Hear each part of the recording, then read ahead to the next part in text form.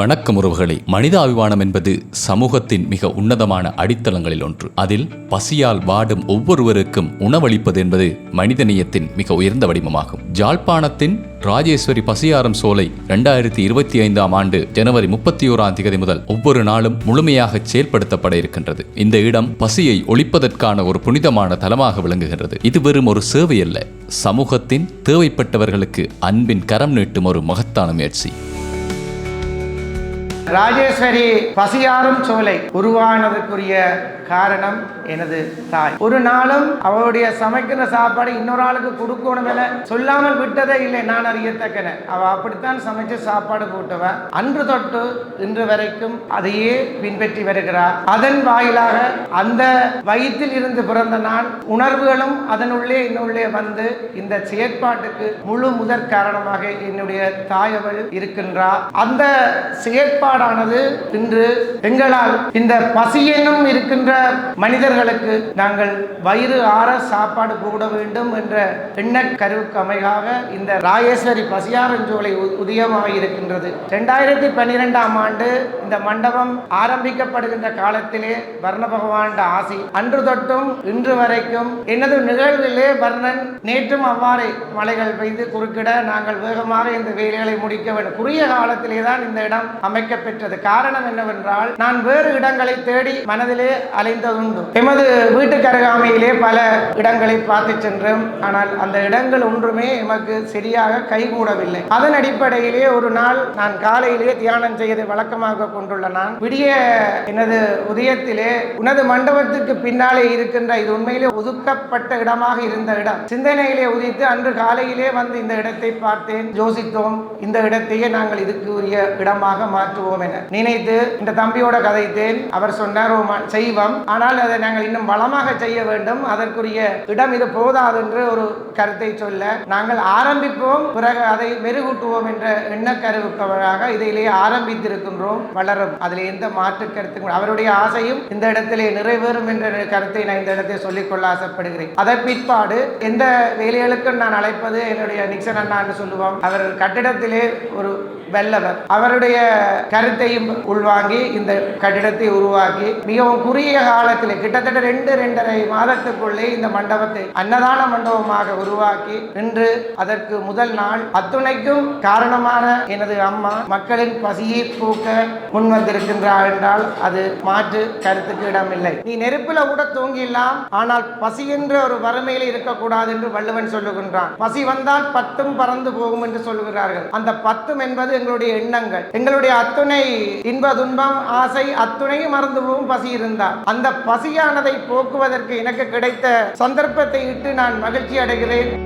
ராஜேஸ்வரி பசியாறும் சோலையின் முக்கிய நோக்கம் பசியால் பாதிக்கப்பட்ட ஒவ்வொருவருக்கும் உணவு வழங்குவதாகும். இந்த பணியில் அவர்கள் சமூகத்தின் ஒவ்வொரு பிரிவினரையும் கவனத்தில் கொள்கிறார்கள். குழந்தைகள், முதியவர்கள், வறுமை கோட்டிற்கு அடியில் வாழும் குடும்பங்கள் மற்றும் தெருக்களில் வாழும் மக்கள் அனைவருக்கும் இலவசமாக உணவு வழங்கப்படுகிறது. இது ஒரு தினசரி உணவளிப்பு திட்டம் மட்டுமல்ல, பசிக்கான நிலையான தீர்வை காணும் ஒரு சமூக திட்டம். நல்லெண்ணங்களோடு தொடங்கப்பட்ட இந்த பசியாறும் சோலை இன்னும் பலரின் பசியை போக்கும் நோக்கில் முன்னோக்கி செல்ல இருக்கிறது. தன்னுடைய அறப்பணிகளுடைய ஒரு அங்கமாக ராஜேஸ்வரி பசியாறும் சோலை என்று தன்னுடைய அம்மாவுடைய வழிகாட்டலே கலாநிதி திருமாவளவர்கள் இப்படி ஒரு அமைப்பை ஏற்படுத்தி இருப்பது பலருக்கும் நல்ல வரப்பிரசாதம் என்று நான் நினைக்கிறேன். செம்மண் பூமியிலே எதையிட்டாலும் விளையும் என்பதை போல இங்கே தொடங்குகிற முயற்சிகள் எல்லாம் சிறந்து நல்லவர்கள் நல்ல எண்ணத்தோடு அந்த எண்ணங்களை விதைக்கிற பொழுது முயற்சியாக நல்ல எண்ணத்தோடு ராஜேஸ்வரி அம்மாவுடைய பெயரிலேயே அவராலேயே ராஜேஸ்வரி மண்டபம் திறந்து வைக்கப்பட்டது. ராஜேஸ்வரி மண்டபத்திலே திருமணத்திற்கு புக் பண்றதுக்காக 1 வருஷத்துக்கு முன்பே புக் பண்ண அப்படி மக்கள் ஒரு ராசியான மண்டபம் என்று கணித்து வைத்திருக்கிறார். அதே போல பிரபுவினுடைய சிந்தனையின் விளைவாக சில வருடங்களுக்கு முன்னர் ராசையா கோதாசரையா இருக்கிறார். அவர் கூட ஒரு வீட்டை பெற்றிருக்கிறார்.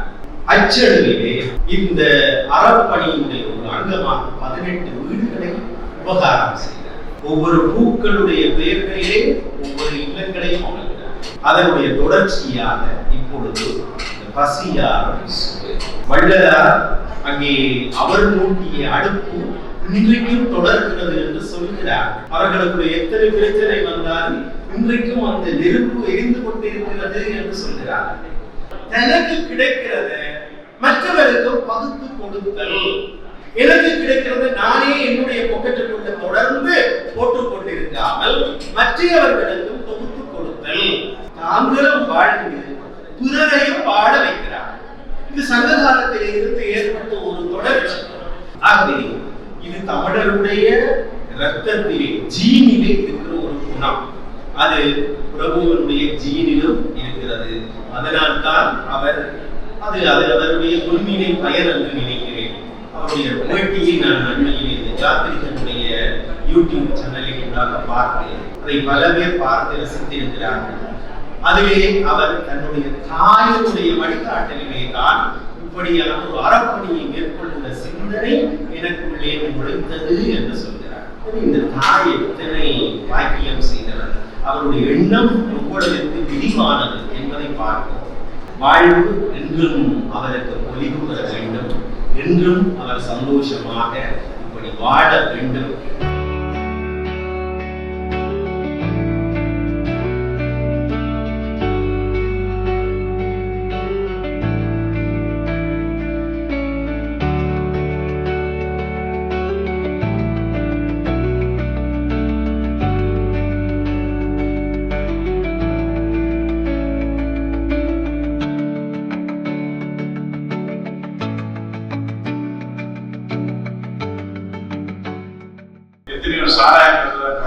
இவர் என்னென்று பார்த்தா பசியார் மையம் ஒரு எண்ணம் என் மனதை கவனிச்சது.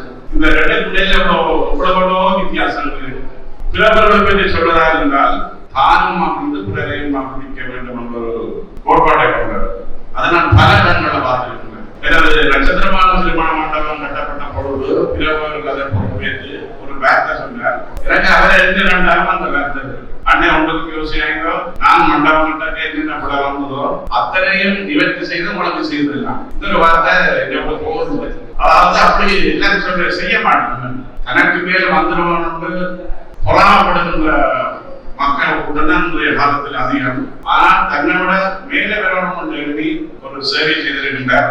அதை நான் இந்த சந்தர்ப்பத்திலும் அவரை காணப்படுவது புறமானம் போல் தோன்றுகிறது. இவ்வளவு பணங்கள் இருந்தும் இந்த மனம் பாவத்தை சரியான போகிறார். உண்மையிலே நாங்கள் இறக்கும் பொழுது எதையுமே ஒன்று செய்வதில்லை. என்னத்தை நாங்கள் போகும்போது கொண்டு போகணும்னு சொன்னால் இவன் இப்படி வாழ்ந்தான் என்ற ஒரு அசைவோடு அடிக்கடி பெற வேண்டும். அதாவது அவர் எல்லா காலத்திலே இவன் இப்படி வாழ்ந்தான் என்று பலர் பேசுகிற அளவுக்கு செயற்பாடு இருக்க வேண்டும். அதை மட்டும்தான் அவர் கொண்டு சென்றார். அந்த வகையில் அவருடைய எண்ணங்கள் மேல் மேலும் வளர வேண்டும். திருமண சேவைகள் தொடர வேண்டும். இந்த பசியான மையம் வளர்ச்சி அடைந்து பலரின் பசியை போக்க வேண்டும் என வாழ்த்தி எனது உரையை முடிக்கின்றேன். தான் பெற்றுக்கொள்கின்ற சௌகரியங்கள் ஒரு பகுதியை அது அவ்வாறு கிடைக்காதவர்களுக்காக ஒதுக்கி கொடுக்க வேண்டும் என்கின்ற ஒரு மனநிலையிலே அவருடைய செயல்பாடுகள் இருப்பதை அவதானிக்க முடிகிறது. கூடுதலான பெரியவர்கள், நோய்வாய்ப்பட்டவர்கள் அவர்களால இடத்திலே இருந்து எழுப்ப முடியாது, அது உண்மைதான். ஆனால் இந்த இடத்திலே வந்து அவர்கள் அந்த பசியை போக்குகின்ற போது ஒரு மன நிம்மதியோடு அவர்கள் வெளியிலே போவார். பசியை போக்குவதற்காக இங்கே வருகின்றவர்களுக்கு சிலவர பசி கூட அவருடைய கதையாலே போய்விடும் தான் நான் கருதுகிறேன். அப்படி ஒரு அன்பான பண்பாக எளிமையான ஒரு தொனியிலே தான் அவர் பேசுவார். ராஜேஸ்வரி பசியாலும் சோலை, ஆகவே மேம்பேலும் அவர் வளர வேண்டும். இப்படியான ஒரு பணியை தொடர வேண்டும் என்று நல்ல சிந்தனைகளும் நல்ல எண்ணங்களும் இருந்தால்தான் செய்ய முடியும். இந்த ராஜேஸ்வரி மண்டபத்தில் இப்படி ஒரு இடம் அமைந்திருக்கு என்று சொன்னால் இந்த இடம் ஒரு புண்ணிய பூமியாக இருக்கின்றது. ஏழப்பாளைகளுக்கு வீடு வாசல் போன்ற அனைத்து விதமான உதவிகளையும் வழங்கி கொண்டிருக்கிறார். ஒருவரின் பசியை போக்கும் போது அவரின் முகத்தில் வரும் சந்தோஷம் சொற்களால் விவரிக்க முடியாதது. உணவின்றி தவிப்பவருக்கு உதவுவது ஒரு கை கொடுக்கும் செயல் அல்ல, அது மனிதநேயத்திற்கான பொறுப்பு. இந்த ஒரு முயற்சி நாளை இன்னும் பெரிய மாற்றத்தை ஏற்படுத்தும். பசிக்கு மதமில்லை, பசிக்கு இனமில்லை, பசியின் முன் அனைவரும் சமம். ராஜேஸ்வரி பசியாரம் சோலையானது பசியின் பின்னால் ஒளிந்துள்ள வலியை குறைக்கும் ஒளியாகியுள்ளது. அருகிலுள்ள ஒருவர் பசித்திருந்தால் அது சமூகத்திற்கே ஒரு சவாலாகும். அந்த சவாலை நாம் எதிர்கொள்வதற்கான முதல் முயற்சி என்று எடுக்கப்பட்டுள்ளது.